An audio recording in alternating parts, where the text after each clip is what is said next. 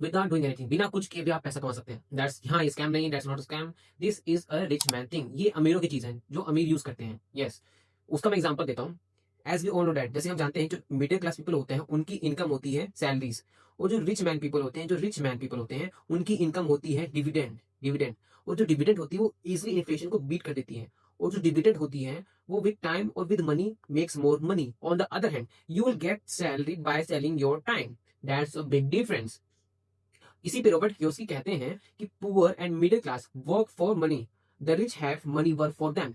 इसका मतलब ये है जो पुअर और मिडिल क्लास पीपल हैं वो पैसे के लिए काम करते हैं। ऑन द अदर हैंड जो अमीर लोग हैं उनके लिए पैसा काम करता है। और इसका बेस्ट और क्लासिक एग्जांपल है dividend. Dividend, best and classic example. Without doing anything, बिना कुछ किए भी आप पैसा कमा सकते हैं। That's why rich people retire soon. On the other hand जो पुअर पीपल होते हैं वो 60 पे 65 रिटायर होते हैं। चलिए, अब आप सोच रहे हो कि what are dividends, why do some companies pay, can middle class man retire on the dividend income, is this stable, what are their pros and cons.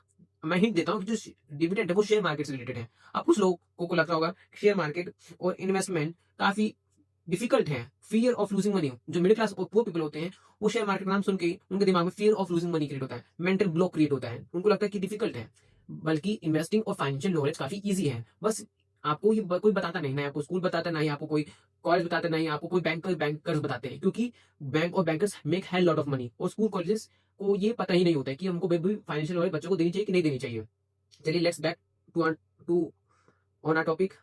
Now what are dividend. मान लीजिए आपने एक्स कंपनी के कुछ shares bye किए हैं, तो आप उस कंपनी के 0.0001% ओनर हो जाते हैं। एंड आप उस कंपनी के जो प्रॉफिट है उसके भी 0.001% ओनर हो जाते हैं। अब जो प्रॉफिट है वो आपको कैसे मिलेगा, वो आपको थ्रू डिविडेंड मिलेगा। और जो डिविडेंड होता है वो टोटली डिपेंड अपॉन होता है, जो टोटली डिपेंड होता है आप बोर्ड ऑफ डायरेक्टर्स पे, कि आपको वो पे करे या वो री इन्वेस्ट करे इन company for further growth.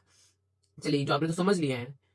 Now this, hello friends, welcome back to another series of Rich Man Series. Today's we're going to learn what why companies pay dividend to their shareholders, and this is part 3 of the dividend. आखिर companies share holders को dividend pay क्यों करती हैं, उनके पास dividend pay का पैसा आता कहाँ से है। चलिए, हम यही इस वीडियो में जानेंगे।